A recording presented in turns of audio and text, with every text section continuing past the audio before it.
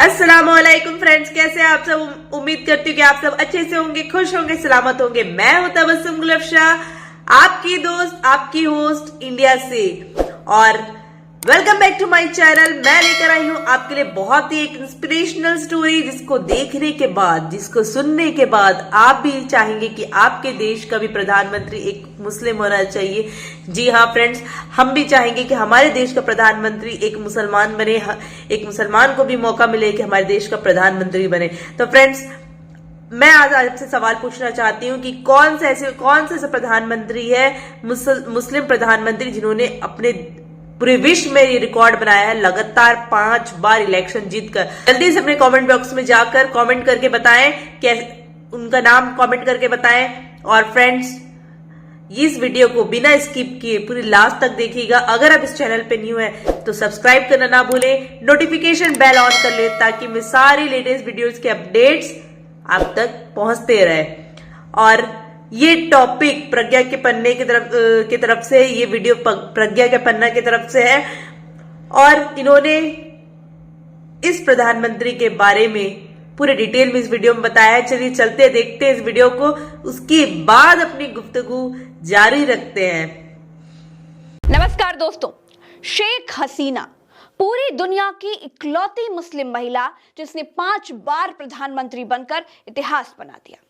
शेख हसीना के पूरे परिवार को खत्म कर दिया गया था, तो फिर शेख हसीना कैसे बच गई? शेख हसीना को 6 साल भारत में नाम और पहचान बदलकर कैसे रहना पड़ा? उनका बंगला किसके नाम पर बुक था?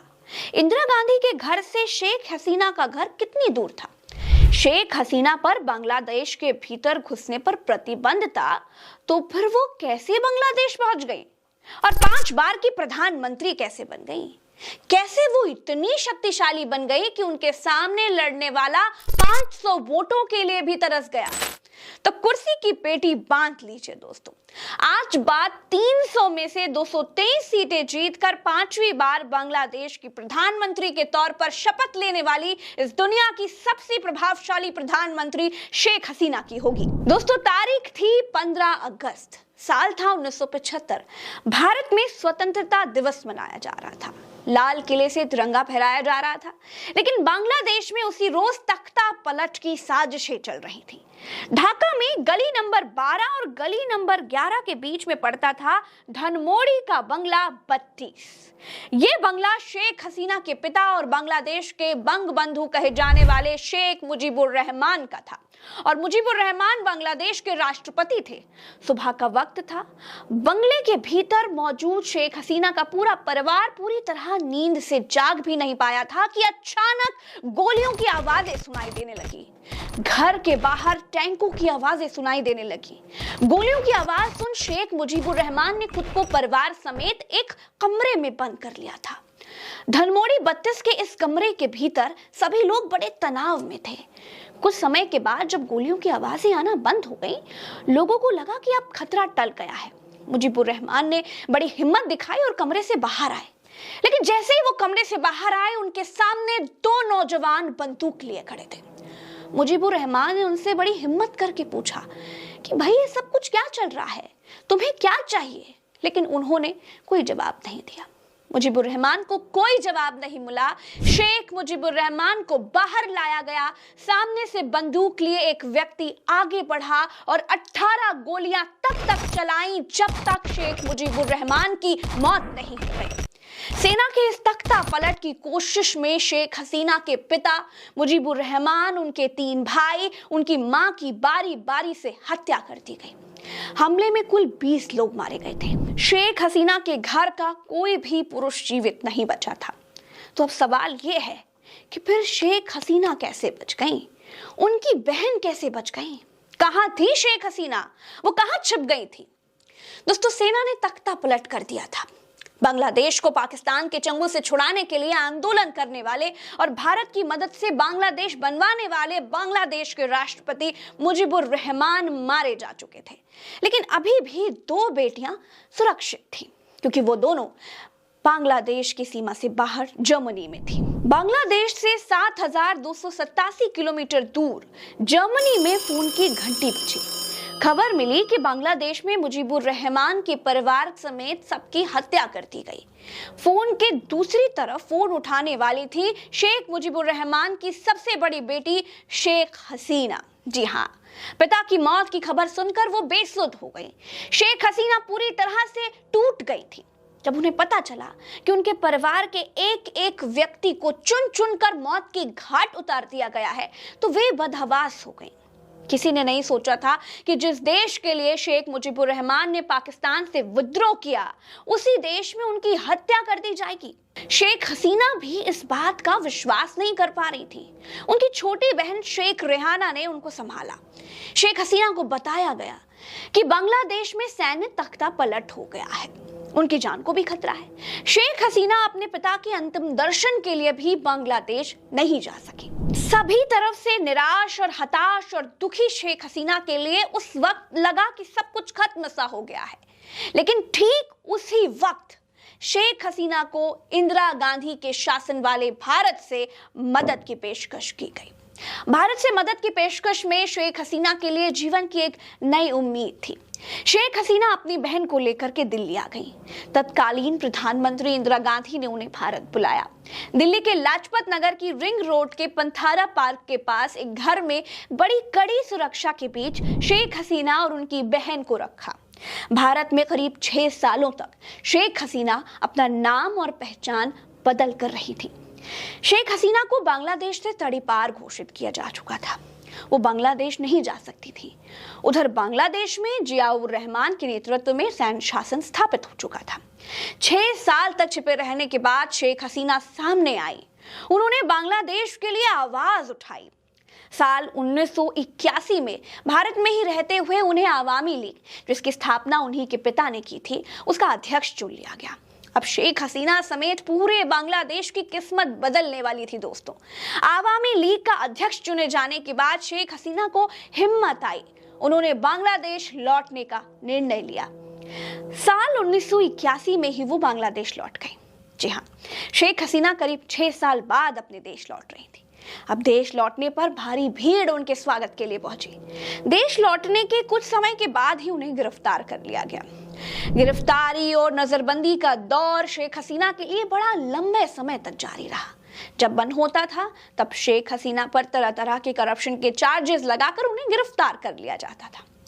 बांग्लादेश के लिए बड़ा कठिन समय था। बांग्लादेश पर चुनाव करवाने का इंटरनेशनल प्रेशर बढ़ रहा था। साल 1986 में ढाका में इलेक्शन घोषित हुए। चुनाव के कुछ समय पहले ही शेख हसीना को रिहा कर दिया गया। चुनाव हुए और बांग्लादेश में शेख हसीना की आवामी लीग ने करीब 100 सीटें जीती। बहुमत का आंकड़ा नहीं मिल पाया तो शेख हसीना को विपक्ष में बैठना पड़ा। बांग्लादेश में लोकतंत्र स्थापित करने के लिए शेख हसीना लगातार कई प्रयास करती रही। वो जगह जगह रैलियां करती थी। रैलियों में 19 बार शेख हसीना को मारने की कोशिशें भी हुई। वो हर बार अपने समर्थकों के कारण बच जाती थी। कई हमलों में उनकी पार्टी के कार्यकर्ता और नेता भी मारे गए। दोस्तों, सन 1988 में उनकी कार में ही बम प्लांट कर दिया गया। शेख हसीना चिटगांव में चुनावी रैली के लिए गई थी। जिस समय उन्हें जानकारी मिली वो कार में ही सवार थी। शेख हसीना को तो बचा लिया गया, लेकिन इस हमले में करीब 80 लोगों की जान चली गई। हत्या के इन प्रयासों से बचते बचाते साल आया 1991। बांग्लादेश में दोबारा चुनाव कराए गए। इस चुनाव में शेख हसीना को जीत की उम्मीद थी, लेकिन बीएनपी को सामान्य बहुमत मिला। शेख हसीना ने अवामी लीग के अध्यक्ष पद से इस्तीफा की पेशकश की, लेकिन पार्टी के दूसरे नेताओं ने उन्हें इस्तीफा देने से मना कर दिया। हार के बाद शेख हसीना ने विपक्ष में बैठना स्वीकार किया। 1996 में फिर आम चुनाव हुए। शेख हसीना पहली बार बांग्लादेश की प्रधानमंत्री बनी। दोस्तों, उनका ये कार्यकाल बांग्लादेश और भारत के लिए बेहतर संबंधों की शुरुआत था। दोस्तों, इसके बाद 2001 में भी चुनाव हुआ और अब आवामी लीग यानी शेख हसीना की पार्टी हार गई। बांग्लादेश नेशनल पार्टी यानी बीएनपी को 2/3 बहुमत मिला। शेख हसीना ने केयरटेकर गवर्नमेंट पर ठीक तरह से चुनाव न करवाने का आरोप लगाया। अब बीएनपी सत्ता में थी तो आवामी लीग के नेताओं की गिरफ्तारी भी शुरू हो गई। बीएनपी का विरोध करते करते साल आया 2007। शेख हसीना अमेरिका की यात्रा के लिए गई हुई थी। उनके जाते ही उन पर देश में प्रवेश करने से रोक लगा दी गई। शेख हसीना ने करीब 15 दिन अमेरिका में बिताए, लेकिन अब यहां से शेख हसीना की किस्मत पूरी तरह से पलटने वाली थी दोस्तों। अब विरोधियों पर शेख हसीना काल बनकर टूटने वाली थी। बढ़ते विदेशी और बांग्लादेशी पब्लिक के दबाव के चलते बीएनपी को शेख हसीना से बैन हटाना पड़ गया और फिर जब वो लौटी तो उन्होंने कभी पीछे मुड़कर नहीं देखा। जैसे ही शेख हसीना एयरपोर्ट पहुंची, भीड़ उनके स्वागत के लिए टूट पड़ी। साल 2009 में फिर चुनाव हुए, शेख हसीना की जीत हुई। इसके बाद 2014 में फिर से जीत हुई। इसके बाद 2019 में फिर बम्पर बहुमत के साथ शेख हसीना की जीत हुई और अब 2024 में 5वीं बार सत्ता में वापस लौटकर पूरी दुनिया की सबसे ज्यादा बार प्रधानमंत्री बनने वाली मुस्लिम महिला बन गई है शेख हसीना। बांग्लादेश में विपक्षी पार्टी ने इस बार चुनाव का बहिष्कार किया। मतदान प्रतिशत भी कुछ कम रहा, लेकिन आवाम लीग की बड़ी प्रचंड जीत हुई। एक बात और, बांग्लादेश के भीतर ना बैलेट पेपर से चुनाव होते हैं, वहां मशीनी धांधली की कोई गुंजाइश नहीं है। बड़ी बात यह है कि शेख हसीना अपना चेहरा होर्डिंग्स में चमकाकर या कोरोना वैक्सीन के सर्टिफिकेट्स पर अपनी फोटो लगाकर या थैंक यू शेख हसीना जी करवाकर या फिर विदेशों में अपना पेट डंका बजवाकर 5 बार की प्रधानमंत्री नहीं बनी। इसके पीछे जनता का अगाध प्यार है। दोस्तों, दुनिया की सबसे प्रभावशाली महिला शेख हसीना की कहानी में इतना ही। अब अगली कहानी में किसके बारे में आप जानना चाहते हैं, कमेंट करके बताइएगा। चलते हैं, नमस्कार, राम राम, दुआ सलाम, जय हिंद।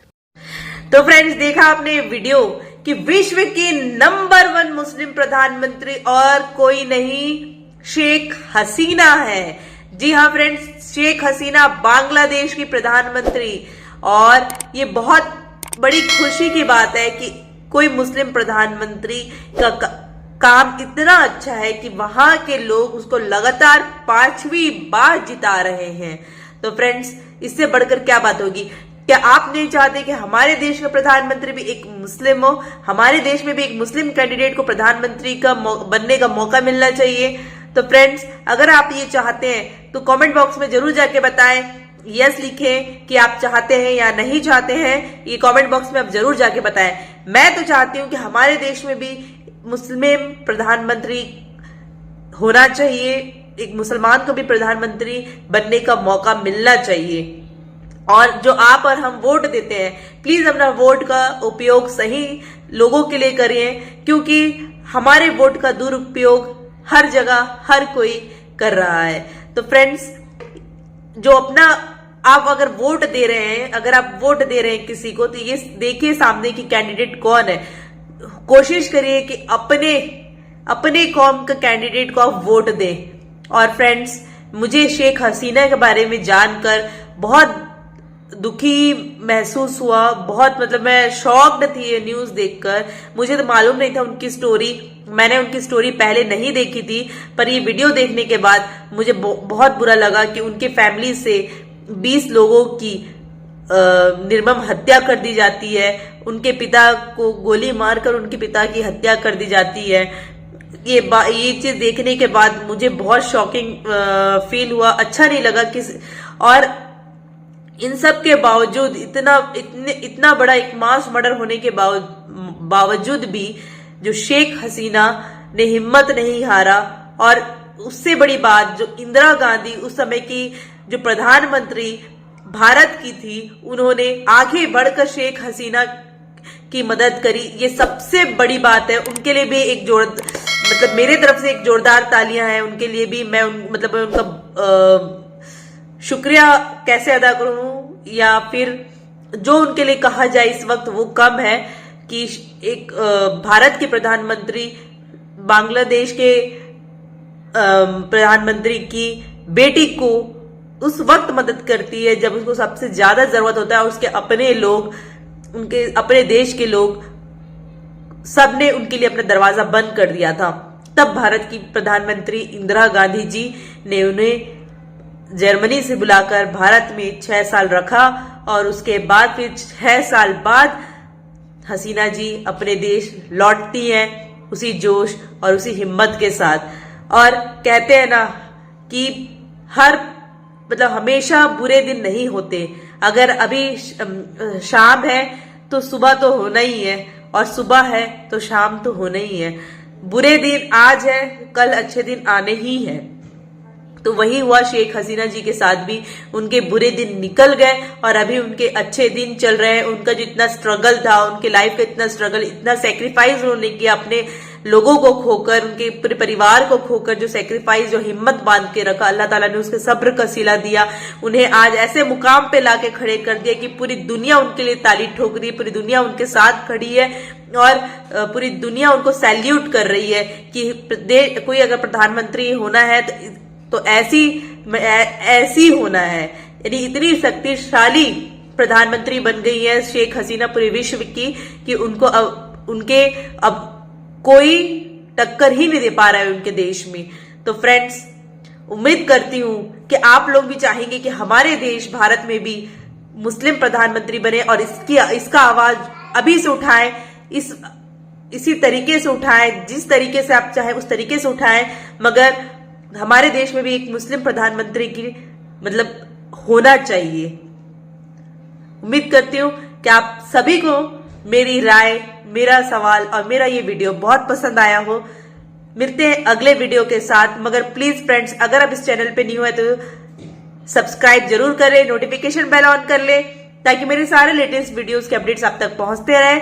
और कमेंट और शेयर करना बिल्कुल भी ना भूलें ताकि आपके व्यूज मुझ तक पहुंचते रहे। अगर किसी और वीडियोस पे आप मेरा रिएक्शन चाहते हैं तो प्लीज मुझे लिंक उसके कमेंट बॉक्स में जरूर भेजें। खुश रहिए, खुशियां बांटिए और अपने परिवार, अपने लोगों को खुश रखिए। गुड बाय, अल्लाह हाफिज।